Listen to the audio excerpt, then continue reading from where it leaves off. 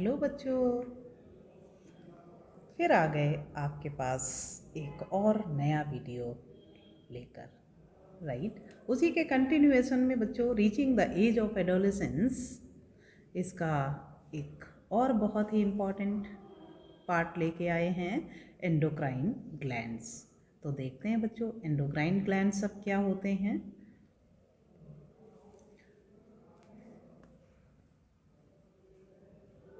हाँ, these are the internal glands which produce chemicals called hormones। तो बच्चों, endocrine glands का मतलब होता है इंटरनल ग्लैंड्स। ठीक है, तो इंटरनल ग्लैंड्स जो प्रोड्यूस करती हैं केमिकल्स, तो उन केमिकल्स को क्या बोलते हैं? अभी तक हमने पढ़ा है, उन केमिकल्स को बोलते हैं हॉर्मोन्स। ठीक है, तो हॉर्मोन्स या केमिकल्स कौन सीक्रेट करता है? Endocrine glands.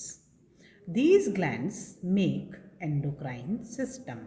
अब हमने आपको बताया था कि बहुत सारी एंडोक्राइन ग्लैंड्स होती हैं हमारे बॉडी में। ठीक है, पिट्यूटरी, थायराइड, थाइमस, ये अभी आपको बताएंगे।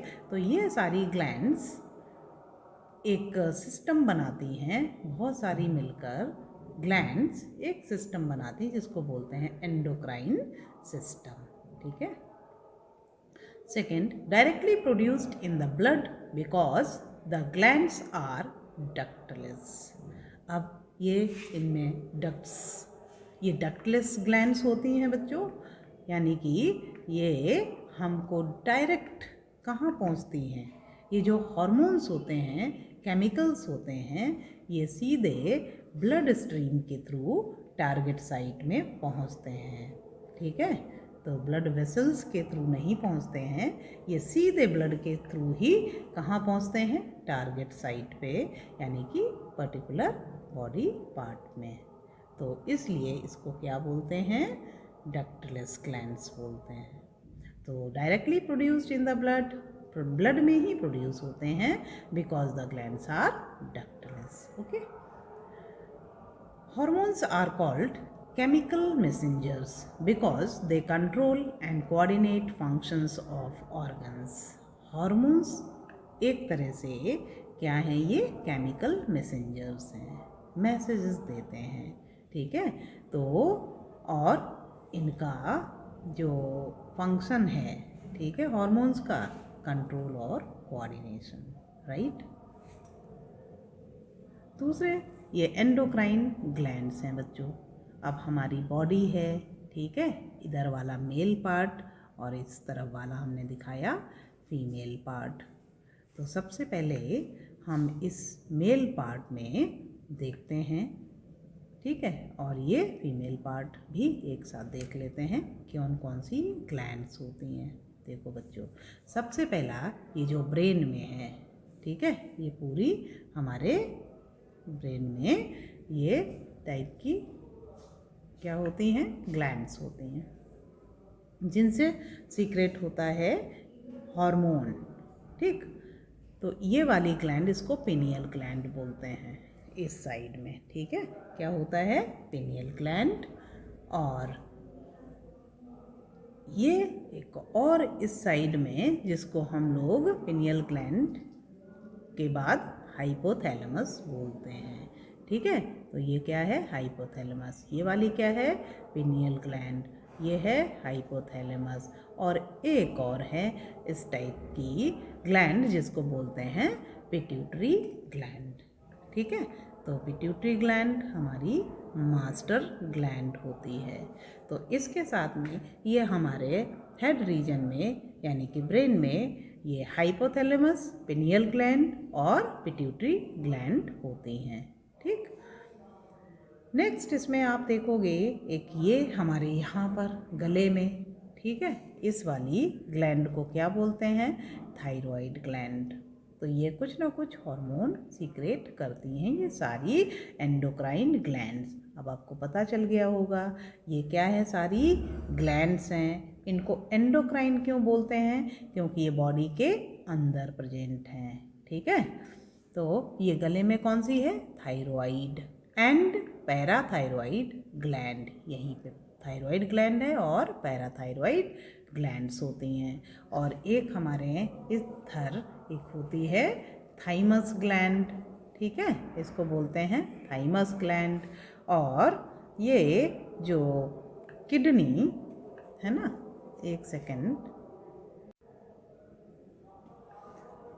हाँ तो बच्चों देखो, ये है हमारी हाइपोथैलेमस, ठीक है, फिर पिनियल ग्लैंड, पिट्यूटरी ग्लैंड, ये आपके ब्रेन में है, और गले में थायराइड, और कौन सी है, पैराथायरॉइड ग्लैंड्स, और उसके नीचे ये आपकी थाइमस ग्लैंड है। और फिर यहाँ पर जहाँ किडनी प्रेजेंट होती हैं, देखो बच्चों ये है किडनी, ठीक है, और किडनी के ऊपर इस टाइप से स्ट्रक्चर लगे हुए हैं, आप देख सकते हो ऐसे, ये ऊपर ये, ठीक है। तो ये है एड्रिनल, देखो इधर आप देख सकते हो, ये है एड्रिनल ग्लैंड्स, ठीक है।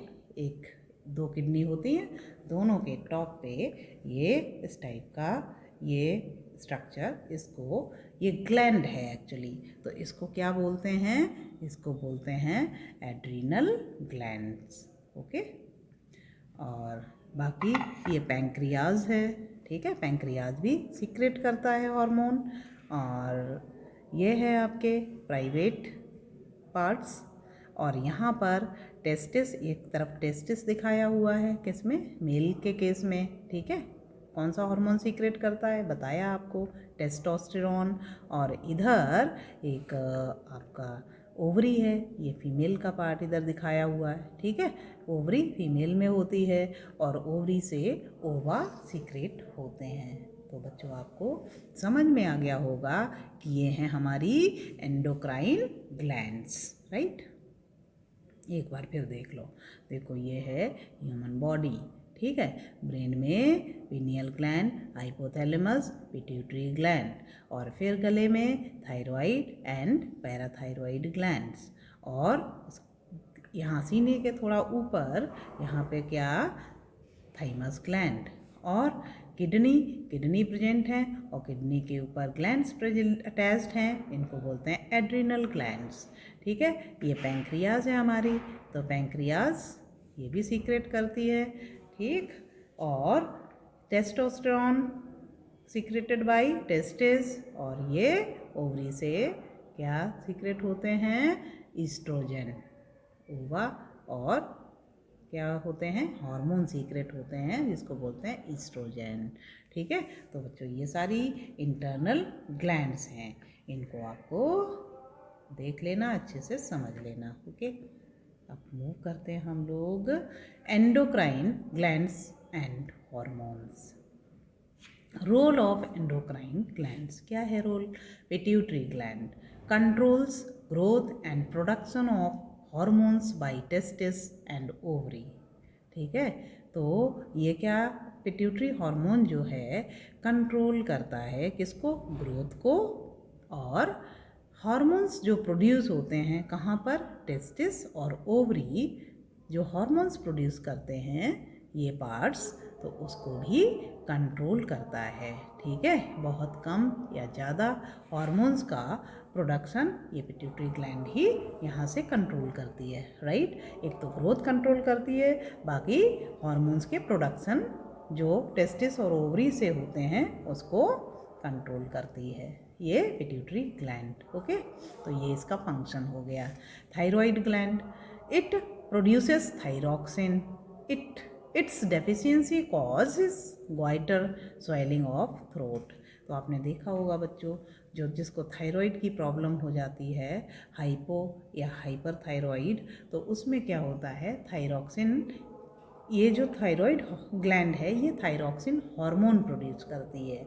अब इसकी कमी या ज़्यादा, ठीक है, तो बीमारी लाता है, जिसको हम लोग थायराइड डिजीज़ बोलते हैं, ठीक। तो इसकी अगर कमी हो गई थायरॉक्सिन हार्मोन की, तो इसमें गले में एक, ठीक है, ग्वाइटर हो जाता है, स्वेल अप हो जाती है हमारे गले की ग्लैंड, तो ये क्या, इसको ग्वाइटर बोलते हैं। और क्या हो जाता है ग्वाइटर में, स्वेलिंग ऑफ थ्रोट, गला ये सूज जाता है, ठीक है। तो ये थायराइड ग्लैंड का फंक्शन है। एड्रिनल ग्लैंड ये क्या करता है? It produces एड्रीनैलिन। एड्रीनैलिन क्या है? ये हार्मोन होता है, ठीक है। It helps the body to adjust to stress when we are angry और वरीड। तो हमारे बॉडी में जितने भी चेंजेस होते हैं, हम चिंता करते हैं, हम स्ट्रेस ले लेते हैं, कभी गुस्सा करते हैं, है ना, तो ये सारी, कभी बहुत ज़्यादा थिंकिंग करते हैं, सोचते हैं बेवजह से, तो ये सब को कंट्रोल करने के लिए हमारे अंदर एक हार्मोन सीक्रेट होता है जिसको बोलते हैं एड्रीनैलिन। और इस हार्मोन को कौन सीक्रेट करता है? Adrenal gland. ओके, ठीक। पैंक्रियाज। तो पैंक्रियाज आपको पता है हमारे सारे ये इंटरनल ऑर्गन्स हैं, तो इनमें से भी कुछ सीक्रेट होता है, बहुत इंपॉर्टेंट हार्मोन सीक्रेट होता है जिसको हम लोग बोलते हैं इंसुलिन। नाम सुना होगा, बहुत कॉमन नाम है। तो पैंक्रियाज सीक्रेट करता है, प्रोड्यूस करता है क्या? Insulin hormone. Diabetes is caused due to deficiency of insulin. अब जिन इंसानों में ये इंसुलिन अच्छे से नहीं बनता है, सीक्रेट नहीं होता है, प्रोड्यूस नहीं होता है, तो उनको डायबिटीज़ हो जाती है। डायबिटीज़ यानी कि शुगर की प्रॉब्लम हो जाती है। तो इसकी डेफिशिएंसी क्या? डायबिटीज़ कॉज करती है, ठीक। तो आप 8th क्लास के बच्चे हो तो थोड़े थोड़े से करेक्टर्स बहुत हैं, ठीक है। Testis, it produces testosterone which controls production of sperms and secondary sexual characters in male। दोनों आप पढ़ चुके हो कि स्पर्म्स क्या होते हैं, सेकेंडरी सेक्सुअल कैरेक्टर्स क्या होते हैं। अब ये स्पर्म्स जो टेस्टिस में बनते हैं, तो इसके प्रोडक्शन को कंट्रोल करने वाले कौन से होते हैं? ये टेस्टिस सीक्रेट करते हैं कौन से हार्मोन? टेस्टोस्टेरोन। तो ये कंट्रोल करते हैं स्पर्म्स के प्रोडक्शन को, ठीक है। और अगर यहाँ पे टेस्टोस्टेरोन नहीं होगा, कम होगा, ज़्यादा होगा, तो स्पर्म्स की संख्या भी कैसी हो जाएगी? कम ज़्यादा होगी। और काफ़ी ये हद तक ये इस टेस्टिस से टेस्टोस्टेरोन जो सीक्रेट होता है, इसके लिए रिस्पॉन्सिबल होगा स्पर्म्स के लिए, ठीक है। Ovary, it produces oestrogen. Ovary produce करता है क्या? एस्ट्रोजन हार्मोन, ठीक, which controls the production of eggs and secondary sexual characters in female. जैसे मेल में सेकेंडरी सेक्सुअल कैरेक्टर्स को कंट्रोल करता है और प्रोड्यूस करता है स्पर्म्स को, तो फीमेल में कौन सा प्रोड्यूस होगा हार्मोन? ईस्ट्रोजन। और ईस्ट्रोजन कंट्रोल करेगा एग्स के प्रोडक्शन को, ठीक है। तो अगर अच्छे से ईस्ट्रोजन सीक्रेट नहीं होता है तो एग्स गड़बड़ हो जाते हैं और अच्छे से प्रोड्यूस नहीं हो पाते हैं, ठीक है। Reproducing health. रिप्रोड्यूसिंग हेल्थ नहीं है बच्चों, यहाँ पे रिप्रोडक्टिव हेल्थ है, तो हम इसको थोड़ा सा करेक्शन कर लेंगे। Reproductive health, okay. तो इसको लिख लेंगे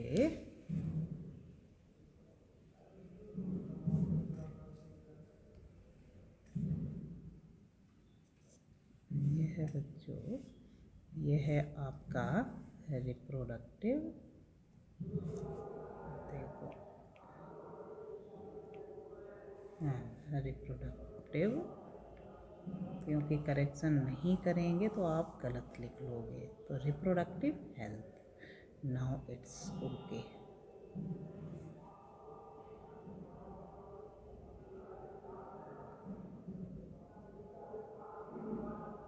देखो बच्चों, रिप्रोडक्टिव हेल्थ क्या है अब, ठीक है। बाकी करेक्टर्स तो आपने पढ़ लिए, हॉर्मोन्स भी पढ़ लिए, एंडोक्राइन ग्लैंड्स भी पढ़ लिए। अब ये सारे एंडोक्राइन ग्लैंड्स का एंडोक्राइन सिस्टम बना दिया, ठीक है। और हर ग्लैंड का, हर हार्मोन का आपने फंक्शन भी पढ़ लिया। तो अब जो पढ़ेंगे हम रिप्रोडक्टिव हेल्थ, ये क्या होती है? Reproductive health can be maintained by, कैसे मेंटेन होती है, कैसे कर सकते हैं रिप्रोडक्टिव हेल्थ को, ठीक है। तो बैलेंस डाइट, ठीक है, personal hygiene, physical exercise, say no to drugs, तो drugs are the harmful addictive that affects our health badly, so avoid taking drugs. ये कुछ भी नहीं है, ए को अगेन आप क्या कर लेंगे, ठीक कर लेंगे। जो थोड़ी थोड़ी सी प्रॉब्लम हो जाती है कभी कभी, लेकिन कोई बात नहीं है, ठीक है। तो बच्चों रिप्रोडक्टिव हेल्थ अब आप समझ गए होंगे, रिप्रोडक्शन के लिए हमारे जो, ठीक है, टेस्टिस, ओवरीज और जो भी रिप्रोडक्टिव पार्ट्स हैं उनकी हेल्थ रहना बहुत ज़रूरी है। अगर वो हेल्दी नहीं होंगे, स्पर्म्स अच्छे से सिक्रीट नहीं हो पाएंगे, अच्छे से नहीं फॉर्मेशन हो पाएगी, ओवा अच्छे से नहीं बनेंगे, तो रिप्रोडक्शन के लिए कैपेबल नहीं हो पाएगी बॉडी। और नेक्स्ट जो भी जनरेशन अगर पैदा भी होती है, मान लो फ्यूजन हो भी गया मेल फीमेल स्पर्म्स और ओवा का, तो उसमें कुछ ना कुछ वेरिएशन हो जाते हैं और अगला बेबी कैसा, हेल्दी पैदा नहीं हो सकता है, ठीक है। तो ये सब हमारे रिप्रोडक्टिव हेल्थ में आता है। तो अब रिप्रोडक्टिव हेल्थ को मेंटेन करने के लिए ये सब हमें करना चाहिए। बैलेंस डाइट यानी कि खान पान बहुत अच्छा होना चाहिए, एक राइट प्रोपोर्शन में होना चाहिए सारे न्यूट्रिएंट्स, तो वही तो है ना balance diet, protein, vitamins, carbohydrates, fats, ठीक है, सारी चीज़ें आपके फूड में इंक्लूडेड होना चाहिए जब बेबी कंसीव होता है मदर की बॉडी में, ठीक है। तो समय ज़रूर ध्यान देना चाहिए और पहले भी देना चाहिए रिप्रोडक्टिव हेल्थ के लिए, यानी कि आगे अगर हम कुछ रिप्रोडक्शन की प्रोसेस परफॉर्म करने वाले तो हमें अपनी बॉडी को अच्छे से ध्यान देना ही चाहिए, ठीक है। तो एक तो बैलेंस डाइट हो गया, पर्सनल हाइजीन, अगर साफ़ सफाई नहीं रखोगे तो बहुत सारे इन्फेक्शन हो जाते हैं, ठीक है। ख़ास तौर से रिप्रोडक्टिव जो हेल्थ है ना वो सफ़र करती है। रिप्रोडक्शन के लिए जो पार्ट्स हैं हमारे बॉडी में, उनके प्राइवेट पार्ट्स की अगर सफाई नहीं करेंगे तो वहाँ इन्फेक्शन हो सकता है, जर्म्स पैदा हो सकते हैं, ठीक है, और वो प्रॉब्लम क्रिएट कर सकते हैं। फिजिकल एक्सरसाइज अपने बोन्स को, अपने बॉडी को, अपने रिप्रोडक्टिव हेल्थ को स्ट्रॉन्ग करने के लिए, ठीक है, तो एक्सरसाइजेज भी बहुत ज़रूरी है। जितनी ज़्यादा हेल्दी बॉडी होगी, रिप्रोडक्शन बढ़िया से हो पाएगा और अच्छे से क्या है, बेबी को हम रिप्रोड्यूस कर सकते हैं, राइट। से नो टू ड्रग्स, अगर किसी की आदत है नशा लेने की, ड्रग्स लेने की, बहुत सारी दवाइयाँ खाते रहते हैं, अब अच्छे से ये सारी चीज़ें करेंगे नहीं, मेंटेन रखेंगे नहीं, तो ड्रग्स तो लेने ही पड़ेंगे, बीमारियाँ होंगी, ठीक है। और बीमारियों के लिए कभी कभी हैवी डोजेस लेने पड़ते हैं, ड्रग्स लेने पड़ते हैं, है ना। तो एंटीबायोटिक ड्रग्स या स्टीरॉइड्स ये सब बॉडी के लिए हार्मफुल होते हैं। और दूसरा से नो टू ड्रग्स, यानी कि ड्रग्स का मतलब होता है जो हमने एडिक्शन पाल रखा है, नशे की आदत। अगर नशा लेना शुरू कर दिया मेल या फीमेल, तो उसके बेबी की जो हेल्थ है ना बिल्कुल अच्छी नहीं होगी और उनके बच्चे अच्छे से हेल्दी